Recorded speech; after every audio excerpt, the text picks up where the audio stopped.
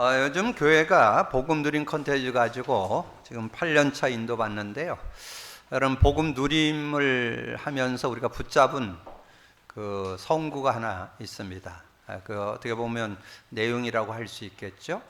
에베소서 3장 17절에서 19절입니다.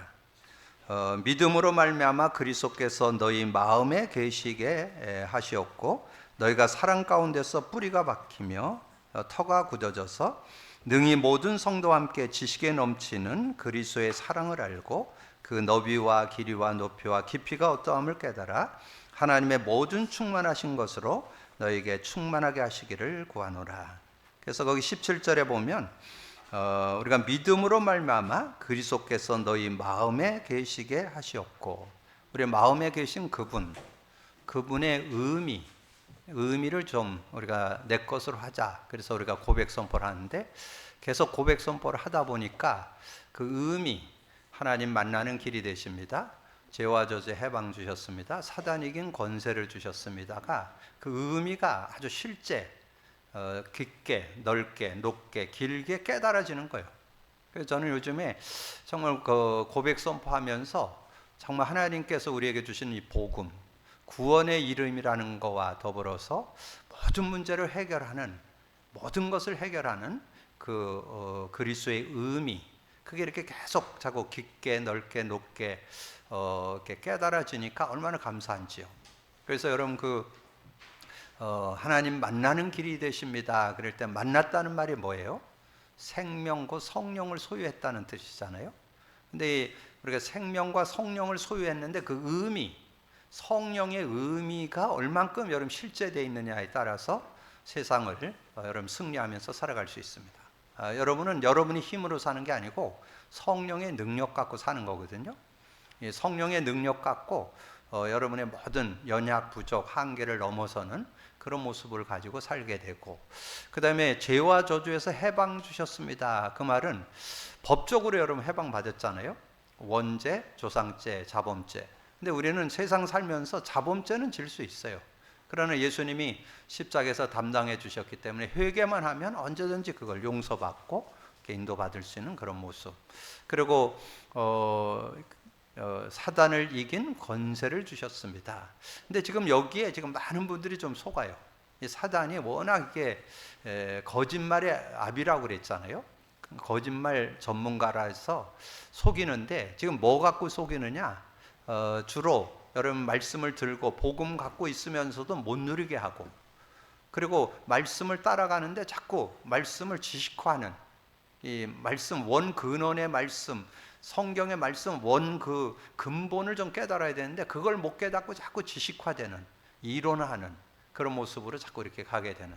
그래서 그 내용을 제가 말씀드렸죠. 디모데후서 3장 1절에서 13절까지 내용에 특별히 5절 경건의 모양은 있으나 능력을 부인한다는 거예요. 예, 복음은 갖고 있는데 복음의 능력을 부인해요. 근데 삶에 필요하다는 인정이 돼야 실제적인 응답을 받을 수 있고, 그 다음에 7절에 항상 배우나 진리의 지식에 이르지 못한다.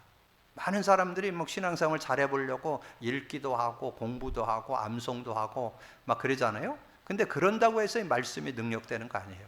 말씀은 복음 관점으로 보여질 때 능력이 돼요. 복음 관점을 보고 조금 더 나가면 복음 누림 관점으로 볼 때 승리합니다. 그래서 이 구약의 성도들이 어떻게 승리했는가? 메시아의 의미와 임마누엘을 누린 사람들, 그렇게 이해하면 구약의 인물들이 왜 승리했는지를 바르게 정확하게 볼 수 있어요. 그 중에 대표 인물이 요셉이죠. 요셉에 대해서는 임마누엘만 나와요. 근데 그 가문이 이 복음을 완전히 회복하는 가문이었잖아요. 아브라함을 통해서, 피를 통해서 피의 의미를 아브라함, 나중에는 할례를 통해서 깨닫게 해주시고, 그 아들 이삭 죽다 살아나면서 피의 의미 깨닫게 되고, 그리고 그 아들 야곱, 그 아들이 요셉이잖아요. 그러니까 요셉에게는 피 언약 안 나와요. 근데 메시아 언약은 확실히 갖고 있었기 때문에 더 이상 뭐 설명할 필요가 없어요. 그래서 임마누엘만 나와요. 그래서 요셉이 승리했던 세 요절 있죠. 창세기 39장 2절, 여호와께서 요셉과 함께 하심으로 그가 형통한 자가 되어 그의 주인 애굽 사람의 집에 있으니. 그러니까 노예로 갔는데도 형통한 자가 될 수 있는 것은 여호와께서 요셉과 함께 하심으로. 그리고 감옥 갔죠? 감옥에서도 승리했어요. 그게 39장 23절에 간수장은 그의 손에 맡긴 것을 무엇이든지 살펴보지 아니하였으니 이는 여호와께서 요셉과 함께 하심이라. 여호와께서 그를 범사에 형통케 하셨다. 감옥 갔는데도 뭐 거기서 일을 맡아서 할 정도로 굉장히 지혜가 있고 믿음 안에서 이렇게 인도받는 그런 모습이 됐고, 여러분 잘 아는 대로 바로 왕이 꿈을 꿨는데 아무리 박사술객도 해석 못하는 거를 요셉이 해석을 하니까 그때 바로 왕이 한 얘기가 창세기 41장 38절 바로가 그의 신하들에게 이르되 이와 같이 하나님의 영에 감동된 사람을 우리가 어찌 찾을 수 있으랴 하고, 그렇게 하나님의 영에 감동되니까 이 세상의 지식자들 박사 술객도 해석 못하는 꿈을 해석했다고 이렇게 해서 총리로 등용되는 그런 모습이 됐잖아요. 그래서 이 영과 함께 사는 사람이 어떤 축복을 받았는가? 구약은 임마누엘. 그럼 신약은 그리스도와 성령의 임재. 이 성령이 함께 할 때 어떤 축복이 있었냐? 초대교회를 통해서 잘 설명했어요. 사도행전 2장 4절. 그들이 다 성령이 충만하여 다른 언어들로 말하기를 시작했다. 그래서 거기는 좀 설명이 필요하죠? 그들이 성령 충만해서 어떻게 했어요? 자신의 연약, 부족, 한계, 그걸 다 넘어설 수 있는 그런 능력을 경험하게 됐고, 그 다음에 뭐든 그때 여러 가지 인간관계나 어려움들도 넘어섰고, 그때 상황이 어떻다고요? 예수 믿으면 감옥 가고, 예수 전하다 들키면 돌에 맞아 죽는 그런 상황인데도 거기에 전혀 영향 안 받고 이렇게 살아가는 그런 모습이 되어지고, 그리고 여러분 사도행전 4장에 가보면 22절에서 31절에 굉장한 핍박이 있었습니다. 국가적으로도 핍박이 있고 종교 지도자들 통해서 핍박도 있고, 그러니까 이 초대교회가 뭐 아주 작은 그런 교회고리니까 굉장히 어려움을 종교적으로 막 국가적으로 어려움 당했는데, 근데 거기에 동료 안 돼요. 뭘 하냐? 우리의 위협함을 하강하시고 성령으로 충만케 해서 담대히 말씀을 전하게 해달라고 그렇게 기도를 하니까 31절에 빌기를 다하며 모인 곳이 진동하더니 성령이 충만하여 담대히 하나님 말씀을 전하니라. 뭐 그런 뭐 국가적으로 어렵고 막 그 종교 지도자들이 막 어렵게 하는데 거기에 동료 안 돼요. 성령 충만해갖고 담대히 하는 말씀을 전하는 그런 모습이 됐죠. 그리고 사도행전 6장 3절에 보면, 특별히 6장에 보면 누가 나와요? 초대교회 집사들 이렇게 중직자들 선택해서 안수 줘서 세우는 그런 모습 나오잖아요. 근데 그 안수 받는 자들이 어떤 사람들이었느냐, 어떤 사람을 뽑았냐? 성령과 지혜가 충만한 사람을 뽑았대요. 그러니까 성령 안에 사는 사람을 그 시대의 중직자로 이렇게 안수해서 세웠다는 거죠. 6장 3절에 형제들아 너희 가운데서 성령과 지혜가 충만하여 칭찬받는 사람 7을 택하라. 이 성령과 지혜가 충만한 사람을 시대의 중직자로 세워서 이렇게 하나님 앞에 일꾼을 쓰임. 그래서 어떻게 했어요? 스데반 집사님이 얼마나 그 성령에 감동받아서 얘기하는데 그 모인 사람들이 감히 스데반에게 반론을 제기를 못해요. 그리고 여러분 잘 아는 대로 그 빌립 집사님이 사마리아 성에 가서 말씀을 전했잖아요. 사도도 안 가는 그 현장에 가서 말씀을 전하게 되고, 특별히 사도행전 8장 26절에서 40절에 보면 에디오피아 넷이 만나는 장면이 나와요. 근데 거기에 두 요절을 참고하시면 아주 특징이 나와요. 8장 29절에 성령에 이끌려서 에디오피아 넷이 만나게 되고, 그 만나가지고 성경 그 읽고 있는 걸 해석해서 복음을 전하고 예수 믿게 하고, 그래서 물가에 내려가서 세례를 주고 물에서 올라오는데 성령이 빌립을 이끌어 가신지라. 그게 39절에 나와요. 그러니까 완전 성령의 인도받는 그런 모습을 우리에게 말씀해 주잖아요. 그래서 오늘 우리가 여러분 복음 누림을 하는 것은 복음의 의미를 깨달으면서 성령의 인도받는, 구약은 임마누엘, 신약은 성령의 임재, 요거를 여러분 언약을 잡고 인도받는다면 모자라지 않는 그런 삶이 될 수 있습니다. 그러면 이제 오늘 시대 나실인 삼손, 자, 지금 우리 사사를 지금 말씀으로 좀 나누잖아요. 지난주에는 드보라, 지난주는 기드온, 이번 주는 삼손. 이 삼손은 특별히 하나님의 영과 함께 사는 그런 부분에서 영을 놓치게 되는, 구약 시대는 영이 왔다 갔다 했다 그랬죠. 그래서 영이 왔다 갔다 하는 사람을 소개할 때 제일 먼저 소개한 사람이 사울이죠. 사울 왕에게 영이 함께 했었는데 영이 떠나고, 지난주에 말씀드렸잖아요. 이 계집아이들이 얘기하는 것을 듣고는 이 다윗을 시기 질투해서 평생 거기에 묶여가지고 시기 질투하다가 인생 망치게 되는 그런 모습이 됐잖아요. 그리고 여러분, 다윗도 이 성령의 충만함을 입고 있었는데 한 번 실수했어요. 밧사바를 범하는 그런 실수를 범했잖아요. 그런데 그거를 다윗은 그때 당시 그러니까 선지자가 와가지고 얘기를 하니까 나단 선지자가 와서 지적을 했죠. 당신이 죄를 지었다고. 그러니까 이 다윗은 또 잘한 게 뭐냐면 바로 회개했습니다. 바로 회개하니까 그래서 그거를 용서받고. 근데 회개는 했지만 그 낳은 아들은 죽었죠. 근데 어쨌든 그런 모습이 됐던 게 사무엘하 6장에 나옵니다. 사무엘 6장 특별히 13절 15절에 보면 회개함으로 인해서 다윗은 이제 보호를 받게 되고 하나님의 인도를 받게 된 그런 내용들이 나오는데, 오늘 메시지를 통해서 시대의 나실인 삼손, 하나님의 영과 함께 살았는데 그 영을 놓치게 된 그런 사건을 오늘 보여주면서 우리가 어떻게 하면 하나님 안에서 성령과 함께, 구약하고는 좀 다르죠. 구약은 영이 왔다 갔다 하던 시대고 신약은 성령이 떠나진 않습니다. 이걸 여러분 오늘 좀 이 메시지를 통해서 잘 찾아내고 우리가 그 응답을 받을 수 있는 그런 모습이 돼야 되겠죠. 그래서 여러분이 구약 성도들은 이 임마누엘의 축복을 누리는 사람들이 붙잡았던 요절 세 개가 있어요. 그게 창세기 3장 15절, 이사야 7장 14절, 이사야 40장 31절이에요. 오직 여호와를 앙망하는 자는 새 힘을 얻게 되는. 그래서 창세기 3장 15절, 내가 너로 여자와 원수가 되게 하고 내 후손도 여자의 후손과 원수가 되게 하리니 여자의 후손은 내 머리를 상하게 할. 그 여자의 후손이 예수 그리스도를 의미하죠. 내 머리, 사단의 머리를, 사단의 일을 멸한다는 얘기죠. 너는 그의 발꿈치를 상하게 할 것이라. 이걸 가리켜서 뭐라 그래요? 메시아 언약, 메시아 언약이라고 그랬죠. 근데 그 메시아 언약을 잡은 사람에게는 어떤 축복이 있느냐? 임마누엘의 축복이 있다. 이사야 7장 14절, 그러므로 주께서 친히 징조를 너에게 주실 것이라. 보라, 처녀가 잉타하여 아들을 낳을 것이요 그의 이름을 임마누엘이라 하리라. 그래서 구약은 메시아 언약이잖아요. 오실 그리스도를 기다리는 거잖아요. 성령 임마누엘도 기다리는 거예요. 그래서 믿고 기다리는 사람에게 성령이 임했고, 그리고 성령이 떠나기도 하고, 이런 시대. 그러면서 그 구약 시대는 성령을 바라보는 신앙이죠.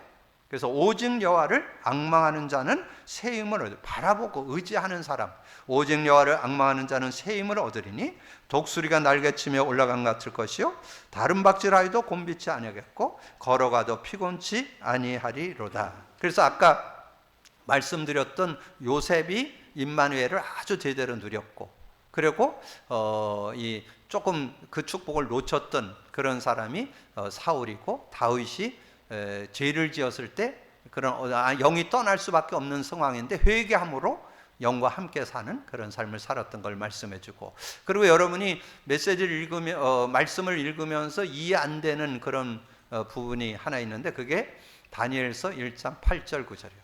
다니엘이 뜻을 정했는데 그 뜻을 정했다는 말이 뭔 뜻이냐? 요것을 잡았다는 뜻이에요. 창세기 3장 15절, 이사야 7장 14절, 이사야 40장 31절. 그래서 그 중에 이사야 7장 14절 임마누엘을 잡았다는 뜻이에요. 그러니까 임마누엘을 잡고 그 왕궁에서 나오는 음식 안 먹었다는 거예요. 하나님이 나와 함께 하시면 나 그거 안 먹어도, 나는 그거 안 먹고 채소 먹어도, 고기 안 먹고 채소 먹어도 난 승리한다. 이렇게 고백했던 내용을 우리에게 설명해 주고 있습니다. 그래서 오늘 시대의 나실인 삼손을 이렇게 생각하면서 하나님의 영과 함께 살면 어떻게 되고 왜 하나님의 영이 떠나는가, 이런 부분을 오늘 말씀을 통해서 정리하면서 우리도 구원받고 성령 하나님의 영과 함께 사는 삶인데 우리는 떠나지 않아요. 영은 안 떠나는데 교제는 단절될 수 있어요. 하나님과 교제가 단절되는 걸, 이런 걸 찾아내야 그럼 실제적인 응답을 받을 수 있습니다. 자, 그래서 시대의 나신으로, 나신인 구별된 자란 뜻이죠. 구별된 자가 누구예요? 저와 여러분이 구별된 자죠. 성도를 가리켜요. 그러니까 이 나실인에 대해서 세 명이 나오죠. 나실인, 이 삼손이 나오고, 나중에 누가 나와요? 사무엘이 그 나실인으로 태어나게 되죠. 또 누가 나와요? 세례 요한이 나실인으로 태어났죠. 시대의 나실인으로 이렇게 태어났는데, 우리 하나님을 믿는 믿음의 자녀들을 나실인이라 그렇게 말씀하죠. 근데 나실인에게는 하나님의 영이 함께하는 그런 축복이 있죠. 그래서 오늘 이제 13장 1절에 보면, 그렇죠, 이스라엘 자손이 다시 여호와의 목전에 악을 행하였으므로 여호와께서 그들을 40년 동안 블레셋 산에 넘겨주니라. 그래서 그런 어려운 시대, 지금도 어려운 시대고 그 시대도 어려운 시대에 하나님은 그 시대에 승리하고, 그리고 그 시대를 살리라고 나실인을 이렇게 세우는 그런 모습을 우리에게 말씀해 주는 거죠. 그래서 우리 그 내용의 2절 보면, 소라 땅의 단지파의 가족 중에 마노아라 하는 이름하는 자가 있더라. 그의 아내가 임신하지 못하므로 출산하지 못하더니 여호와의 사자가 그 여인에게 나타나서 그에게 이르시되, 보라, 내가 본래 임신하지 못하였으므로 출산하지 못하였으나 이제 임신하여 아들을 낳으리라. 그러면서 5절에 보라, 네가 임신하여 아들을 낳으리니 그의 머리 위에 삭도를 대지 말라. 이 아이는 태어서 나옴으로부터 하나님께 바쳐진 나실인입니다. 그가 블레셋 사람의 손에서 이스라엘을 구원하기 시작하였으니 이에 그 여인이 가서 그의 남편에게 말하며, 이제 하나님의 사람이 내게 오셨는데 그의 모습이 하나님의 사자의 용모 같아서 심히 두려워하므로 어디서부터 왔는지 내가 묻지 못하였고 그도 자기 이름을 내게 이르지 아니하였으며, 7절에 그가 내게 이르기를, 보라, 내가 임신하여 아들을 낳으리니 이제 포도주와 독주를 마시지 말며 어떤 부정한 것도 먹지 말라. 이 아이는 태에서부터 그가 죽는 날까지 하나님께 바쳐진 나실인이 됨이니라 하니라. 그렇게 해서 이제 나실인이 이렇게 태어나게 되는 그런 모습을 우리에게 말씀해 주죠. 그러면서 핵심은 24절 25절에 말씀해 주죠. 24절, 그 여인이 아들을 낳음에 그의 이름을 삼손이라 하니라. 그 아이가 자라매 여호와께서 그에게 복을 주시더니 소라와 에스다움 사이 마하데단에 여호와의 영이 그를 움직이기 시작하니라. 이 나실인으로 태어난 자는 영이 함께하는 그런 축복이 있다는 거죠. 그래서 구약 시대에는 영이 왔다 갔다 하는 시대였고, 신약 시대에는 어땠어요? 예수 그리스도를 믿는 자에게 성령이 영원히 함께하는 그런 축복이 있죠. 요한복음 14장 16, 17절. 우리가 구약은 왔다 갔다 했는데 우리는 하나님 영이 늘 함께하는 그런 축복이 있다. 요한복음 14장 16, 17절, 보혜사 곧 아버지께서 내 이름을 보내는 성령, 그가 와서 모든 것 가르쳐주고 내가 내게 말한 모든 것 생각나게 하는 그런 축복을 받게 된 자. 16절에서 27절을 그럼 참고하시면 되겠죠. 자, 그러면서 중요한 것은 이제 세상 것에 마음을 가는 삼손. 이제 하나님의 영이 함께하는 그런 축복이 있으니까 그 믿음을 가지고 믿음으로 이렇게 승리할 수 있는 그런 축복이 있는데, 실제적인 그런 응답과 축복을 이렇게 누리는, 그래서 먼저 이 하나님의 영을 갖고 어떻게 누렸는가 하는 것을 좀 생각하면, 아까 말씀드렸죠. 25절, 소라와 에스다움 사이에 마헤단 안에서 여호와의 영이 그를 움직이기 시작했다. 그러니까 하나님의 영이 움직이니까 어떻게 해요? 14장 5절에서 7절에 삼손이 그의 부모와 함께 딥나에 내려가 딥나의 포도원에 이른즉 젊은 사자가 그를 보고 소리를 지른지라 여호와의 영이 삼손에게 강하게 임하니 그가 손에 아무것도 없는 없이 그 사자를 염소 새끼를 찢는 것 같이 찢었으니 그는 자기가 행한 일을 부모에게 알리지 아니하더라. 이 하나님의 영이 여기서 하니까 하나님의 능력으로 이렇게 일을 처리해 나가는 그런 모습을 말씀해 주죠. 그리고 19절 20절 14장 19절 20절, 여호와의 영이 삼손에게 갑자기 임하심에 삼손이 아스글론에 내려가서 그곳 사람 30명을 쳐 죽이고 노력하여 수수께끼를 푼 자들에게 옷을 주고 심히 노하여 그의 아버지의 집으로 돌아갔고, 삼손의 아내는 삼손의 친구였던 그의 친구에게 준 바 되었더라. 그렇게 말씀해 주고, 특별히 15장 15장 넘어가서 14절에서부터 내용을 보면 그런 내용이 나와요. 삼손이 레아의 이름에 블레셋 사람들이 그에게 마주 나가며 소리를 지를 때에 여호와의 영이 삼손에게 갑자기 임하시에 그의 팔 위에 밧줄이 불탄 삼과 같이 그를 결박했던 손에서 떨어진지라. 삼손이 나귀와 새 턱뼈를 보고 손에 내밀어 집어들고 그것으로 1000명을 죽이고 이르되 나귀의 턱뼈로 한 더미 두 더미를 쌓았으며 나귀의 턱뼈로 내가 1000명을 죽였도다 하니라. 그러니까 하나님의 영이 역사니까 막 1000명을 죽이는 그런 역사가 있었다는 거예요. 그러니까 하나님의 영이 역사하면 놀라운. 그래서 우리가 여러분 믿음 생활이 뭐냐? 영과 함께 사는 삶. 근데 영과 함께 사는 삶 어디? 그러니까 여러분이 시대의 나시린으로 태어났다. 이 내용은 요한복음 14장 16절에서 27절을 여러분 정리해 놓고 여러분 참고하시고, 그 다음에 하나님의 영으로 함께 사는 내용은 제가 늘 말씀드렸던 요한복음 16장을 여러분 참고하시면 돼요. 요한복음 16장에 그 하나님의 영이 함께 하니까 어떻게 됐어요? 16장 13절 그러나 진리의 성령이 오시니까 진리 가운데 인도하고 스스로 말하지 않고 들은 걸 말하면 장래일도 알게 하고, 그리고 여러분 삶에 이런 일 저런 일 많이 생기죠? 24절 지금까지는 너희가 내 이름으로 구하지 않으나 구하라 그러면 받으리니 너희 기쁨이 충만하리라. 그리고 33절에 내가 이것을 이룬 것은 너희가 내 안에서 평안을 누리게 하려며, 평안 누리려고 우리에게 평안을 줬는데 평안이 언제 누려지냐? 그 여러분이 늘 승리하는 삶 되는 거, 마음이 편안하면 모든 걸 승리할 수 있어요. 여러분 자꾸 불안하고 염려되고 근심해서 자꾸 여러분 뭔가 대책을 세우고 뭐를 하게 되면 자꾸 속게 되는 거잖아요. 그래서 그런 믿음을 갖고, 그래서 이 나시린으로 불렀다는 것은 하나님의 영과 함께 사는 그런 축복을 하나님이 은혜로 줬다는 거. 그래서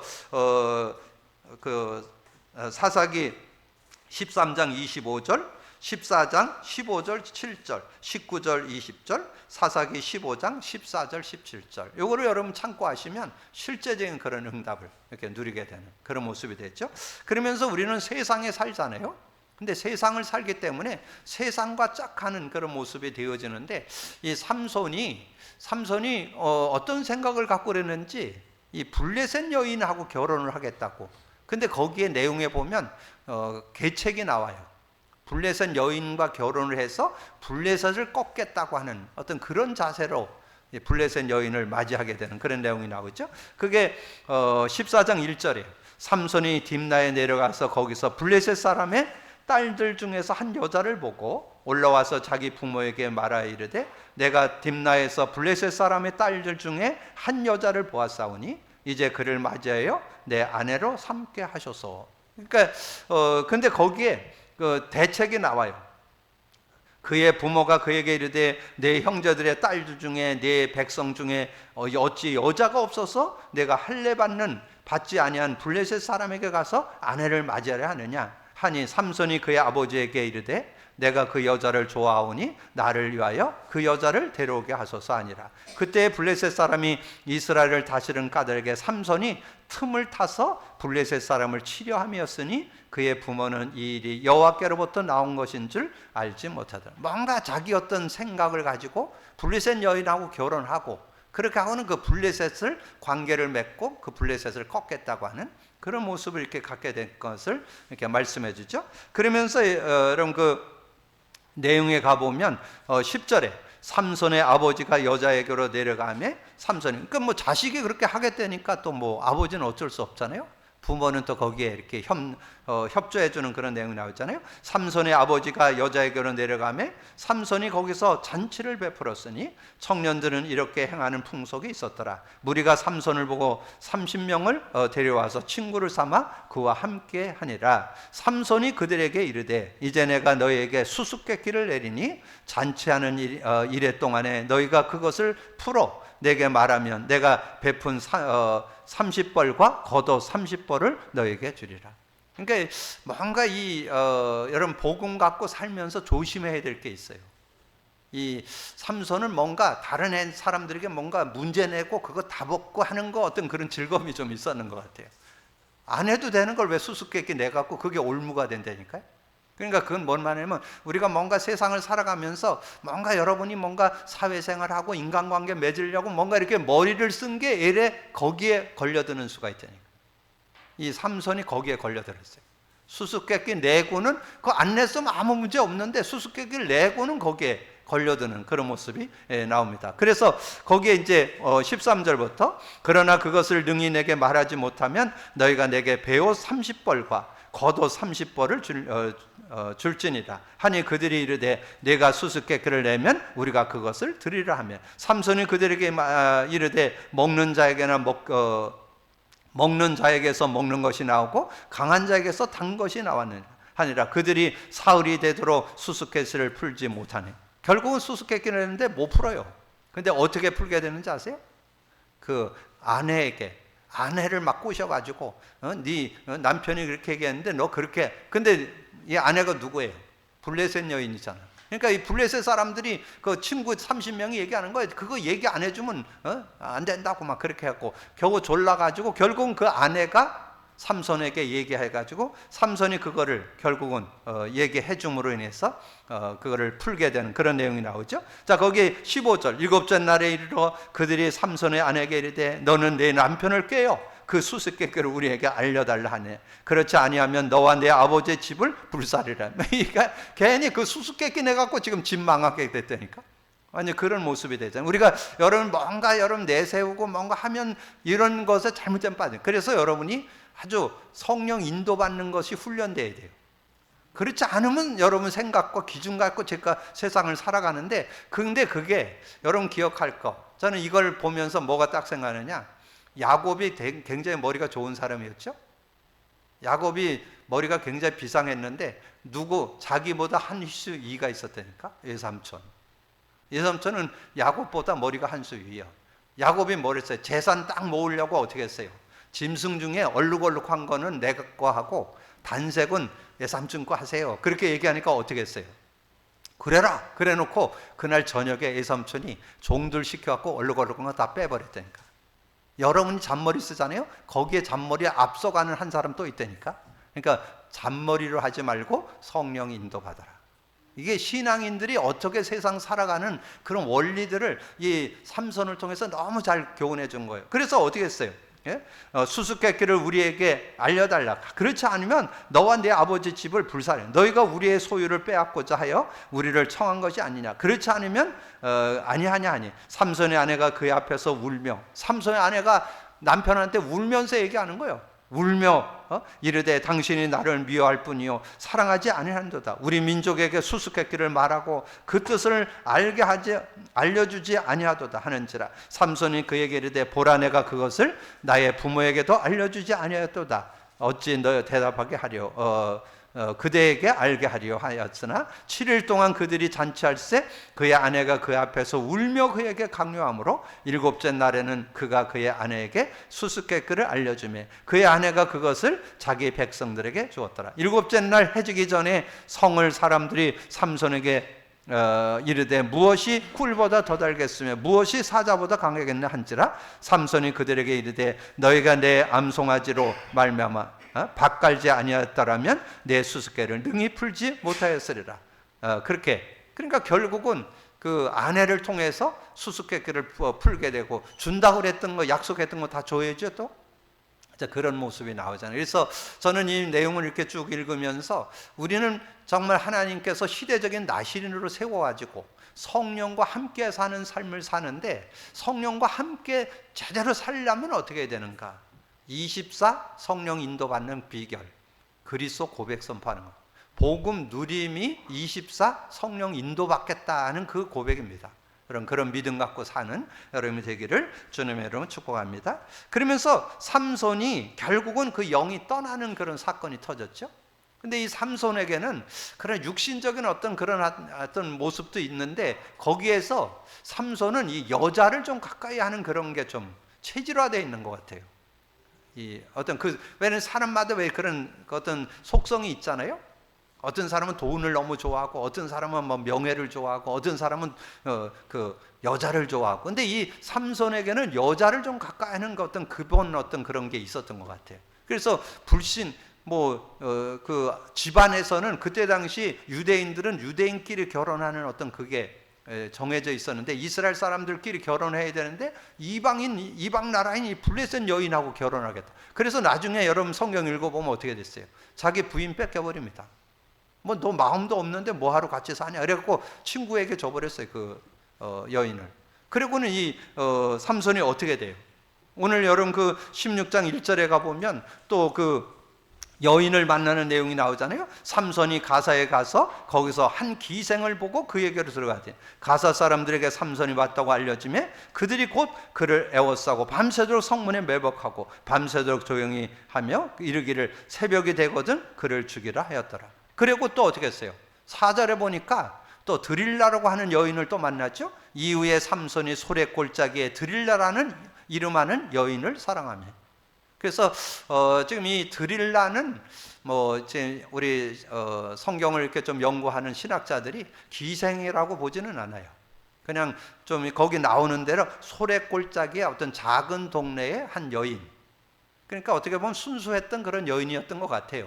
근데 어떻든 그 여인을 사랑해서 결국은 어떻게 됐어요? 영이 떠나게 되는. 왜냐하면 그 삼손의 힘이 어디에서 나왔어요? 머리카락에서 나왔잖아요. 근데 그 머리카락을 잘리게 되니까 결국은 그 영이 떠나가지고 완전히 조롱당하게 되는 그런 모습을 우리에게 말씀해 주는 거죠. 그래서 어떻게 됐어요? 자, 5절부터 보시면 블레셋 사람들의 방백들이 그 여인에게 올라와서 그에게 이르되 삼손을 깨워서 무엇으로 말미암아 그 힘이 생기는지, 그리고 우리가 어떻게 하면 능히 그를 결박하여 굴복하게 할 수 있는지 알아보라. 그리하면 각각 은 1,100개씩을 내게 주리라. 돈을 주겠다는 거죠. 그러니까 이 블레셋 그 드릴라라는 여인에게 가서 돈까지 준다라면서 유혹을 하니까, 그래갖고 여러분이 삼손이 유혹을 받아서 어떻게 했어요? 나를 다 묶어라. 끈을 갖고 다 묶으면 내가 도저히 힘을 못 쓴다. 그런데 블레셋 왔다 그러니까 끈을 완전 실 끊듯이 다 끊어버리고 그러잖아요. 그럼 나중에는 조금 더 나가죠. 머리를 묶어가지고 머리를 묶으면 내가 힘을 못 쓴다. 이제 점점 그렇게 하다가 결국은 어떻게 했어요? 그 힘이 머리에서 나온다는 걸 이 드릴라에게 알려주는 결과가 나오죠. 자, 그 내용이 어디 나와요? 15절에 나오죠. 16장 15절. 15절에 보면 그렇게 나오죠. 드릴라가 삼손에게 이르되 당신의 마음이 내게서 잊지 아니하면서 당신이 어찌 나를 사랑한다 하느냐. 당신이 이로써 3번이나 나를 희롱하고 당신의 큰 힘이 무엇으로 말미암아 생기는지를 내게 말하지 아니하였다 하며 날마다 그 말로 인하여 재촉하여 졸음에 삼손의 마음이 번뇌하여 죽을 지경. 맨날 그 얘기를 하니까 아주 죽을 지경이라는 거죠. 그래서 어떻게 했어요? 결국은 18절에 드릴라가 삼손의 진심을 거기 이제 17절 삼손의 진심을 드러내어 그에게 이르되 내 머리 위에서 삭도를 대지 아니했나니 이는 내가 못해서부터 하나님의 나시린이 되었습니다. 만일 내 머리가 밀리면 내 힘이 내게서 떠나고 나는 약해서 다른 사람과 같이 된다. 이제 결국은 자기 어떤 힘이 어디에서 나온 것을 이 드릴라에게 알려주는 거가 됐잖아요. 그러니까 어떻게 해요? 드릴라가 삼손의 진심을 다 알려줌으로 사람을 보내어 블레셋 사람들의 방백들을 불러 이르되 삼손이 내게 진심으로 알려주었으니 이제 한 번만 올라오라. 블레셋 사람들 손에 은을 가지고 그 여인에게 올라오니라. 드릴라가 삼손에게 무기를 자기 무릎을 베게 자게 하고 사람을 불러 그의 머리를 7가닥을 밀고 괴롭게 하여 본즉 그 힘이 없어졌더라. 결국은 머리가 깎이니까 힘이 없어지는 그런 모습이 되었잖아요. 자, 그런 이 모습이 되어진 것들을 이렇게 보면서 정말 이 삼손이 어떤 자기의 삶의 그 수수께끼라는 어떤 이렇게 뭔가 그 삶의 어떤 그런 것들 있잖아요. 사람 관계를 맺어가면서 자기 자랑도 하고 자기 가진 걸 얘기하고 이러는 것들 있잖아요. 그런 거라든가 또 삼손에게는 특징이 여자를 좀 이렇게 가까이 하는 그런 어떤 가지고 있는 어떤 속성이 좀 있었던 것 같아요. 근데 그런 것이 되어지면서 짧게 나오는데 3여자나 이렇게 만났던 내용을 얘기하잖아요. 근데 그것이 결국은 올무가 되어가지고 하나님과의 관계가 단절되는, 하나님의 영이 떠나게 되는 그런 모습을 우리에게 말씀해 주잖아요. 그래서 하나님의 영이 떠나게 되는 그런 내용을 이 말씀을 통해서 우리에게 말씀. 그래서 20절부터 보시면 들으랴가 이르되 삼손이 블레셋 사람이 당신에게 들이닥쳤느냐 하니 삼손이 잠을 깨어 이르기를 내가 전과 같이 나가서 몸을 덜치리라 하였으나 여호와께서 이미 자기를 떠나신 줄을 깨닫지 못하였더라. 블레셋 사람들이 그를 붙잡아 그의 눈을 빼고 가사에 내려가는 놋줄로 매고 그에게 옥에서 맷돌을 돌리게 하여 그의 머리털이 밀린 후에 다시 자라기 시작. 그러니까 하나님의 영이 떠나니까 완전히 조롱이 되는 그런 모습. 어떻게 조롱거리가 됐어요? 23절 블레셋 사람들이 방백들에 이르되 우리의 신이 우리의 원수 삼손을 우리 손에 넘겨주었다 하고 다 모여 그들의 신 다곤에서 제사를 드리고 즐거워하고 백성들은 삼손을 보았으므로 이르되 우리 땅을 망쳐놓고 우리의 많은 사람을 죽이는 원수를 우리의 신이 우리 손에 넘겨주었다 하고 자기들의 신을 찬양합니다. 그러니까 완전히 우상이 찬양되는, 다른 신이 찬양되는, 여호와를 하나님의 신을 섬겨야 되는데 다른 신을 섬기는 이들에게 조롱당하는 그런 모습이 되었잖아요. 그때 이제 그런 자기의 실수를 이렇게 깨닫고 하나님 앞에 회개하죠. 하나님께서 한 번만 저에게 힘을 주셔서 정말 이들을 내가 마지막으로 이 사람들을 죽이고 나도 죽겠다고 그렇게 이제 하나님께 기도하는 장면이 이제 28절부터 나오죠. 삼손이 여호와께 부르짖어 이르되 주 여호와여 구하옵나니 나를 생각하옵소서. 하나님이여 구하옵나니 이번만 나를 강하게 하사 나의 두 눈을 뺀 블레셋 사람에게 원수를 단번에 갚게 하옵소서 하고 삼손이 집을 버틴 두 기둥 사이에 하나는 왼손으로 하나는 오른손으로 껴 의지하고 삼손이 이르되 블레셋 사람과 함께 죽기를 원하노라 하고 힘을 다하여 몸을 굽히매 그 집이 곧 무너져 그 안에 있는 모든 방백들과 온 백성에 덮이니 삼손이 죽을 때에 죽인 자가 살았을 때보다 죽인 자가 더 많았더라. 그렇게 말씀하죠. 그래서 그때 형제와 아버지와 온 집이 다 내려가서 그의 시체를 가지고 올라가서 소로와 에스드라올 사이에 아버지와 마누아의 장자에 장사하니 삼손이 이스라엘 사사로 20년 동안 지냈더라. 그러니까 오늘 여러분 이 말씀 속에서 어떤 교훈을 받을 수 있어요? 삼손 시대의 나신으로 태어났어요. 구별된 자, 하나님의 영을 갖고 태어나는, 영의 도움을 받으며 사는 그런 사람이었는데 결국은 뭐예요? 육신적이고 세상적인 것에 현혹되어 가지고 결국은 뭔가 자기가 가지고 있는 어떤 지식이나 경험 이런 걸 자꾸 내세우는 그 수수께끼에 대한 것들이 아주 조금 굉장히 좀 이 삼손에게는 좀 있었던 것 같아요. 근데 그걸 잘 선용해야지 잘못하면 올무가 되는 거죠. 그리고 또 하나 가지고 있던 게 여자 부분이죠.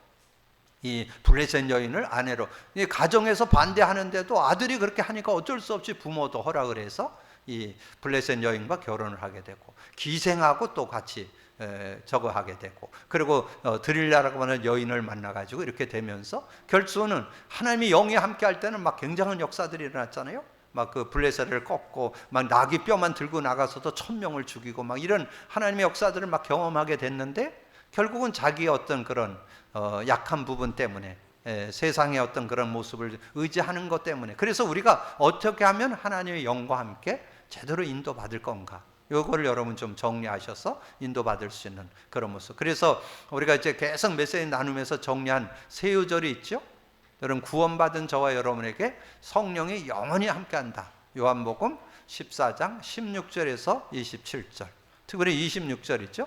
그리고 요한복음 16장 13절에서 33절 13절 24절 33절 이걸 참고하고 그리고 하나 더 이제 붙잡을게. 저는 사도행전 1장 1절에서 11절에 저는 뭐 우리가 이제까지 배울 때 138 이렇게 배웠는데 저는 거기에서 이 누가를 통해서 하나 알려주려고 그 하나가 뭐냐면 하나님 나라의 일입니다. 예수님이 이 땅에 그리스도로 오셨는데 그분이 오셔서 하나님 나라의 일을 설명했다. 그게 3절이죠. 그리고 그 하나님 나라를 어떻게 누리냐? 그게 4절부터 8절까지 나와요. 성령이 역사하면 하나님 나라의 일이 이루어진다. 그러면서 8절에 오직 성령이 너에게 임하면 권능 속에 뭐가 들어있다고요? 권세와 능력. 권세, 흑암이 꺾인다는 거예요. 여러분 알게 모르게 불신자는 잡고 있고 신자도 어떻게든지 여러분을 속이는 그 사단이 거짓으로 여러분을 속이고 있는데 그것에서 속지 않고 승리하는 그런 축복. 성령이 역사할 때 승리할 수 있고, 성령이 역사하면 권능, 성령의 능력을 받아서 영적으로, 마음적으로, 육신적으로 모든 삶에 힘을 얻고 살아갈 수 있는 그런 은혜가 있다는 거죠. 그래서 다시 한번 이 시대의 나실인 삼손을 생각하면서 영에 대한 그 축복을 제대로 지속해서 누리지 못했던 걸 보면서 나는 성령의 능력을 어떻게 지속해서 누리면서 살고 살아갈 것인가, 이걸 좀 돌아보고 교훈 삼는 귀한 시간이 되시기를 주님으로 축복합니다. 주님 감사합니다. 오늘도 귀한 날 주시고 귀한 말씀 나눌 수 있도록 은혜 주신 거 감사합니다. 듣고 나는 말씀 속에 삼손의 신앙을 돌아보면서 우리는 어떻게 이 시대를, 구약 시대는 왔다 갔다 했지만 지금은 우리와 함께하는 그 축복, 아버지는 영원히 떠나지 않는 성령과 어떻게 살 건가, 우리가 겸손히 언약을 붙잡고 믿음으로 인도받는 저희들 되게 하여 주옵소서. 감사거리 주님 예수 그리스도 이름으로 기도하옵나이다. 아멘.